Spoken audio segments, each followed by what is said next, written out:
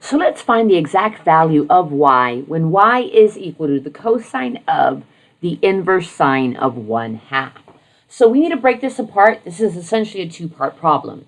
We're going to find cosine of this, but in order to find cosine of this, we need to know what this is. So we need to figure out what is the inverse sine of 1/2. Now, in order to figure out the inverse sine of 1/2, that is asking us sine of what is equal to 1/2. So we need to be familiar with our unit circle. Going to our unit circle, we need to find where is sine equal to 1/2. Now, keep in mind that sine is equal to the y value. So if you take a look at all of your y values here, where is y equal to a positive 1/2?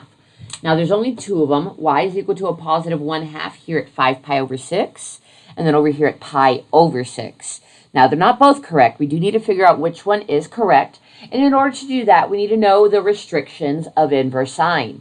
The restrictions of inverse sine say that inverse sine is restricted to a positive pi over 2 to a negative pi over 2. So we're only looking at this part of the unit circle. And if we're restricting it down to this part of the unit circle, well, inverse sine of 1/2, well, that's equal to pi over 6, since sine pi over 6 is equal to 1/2. So we've simplified this down one. Inverse sine of 1/2 is equal to pi over 6. So now we just need to find cosine of pi over 6.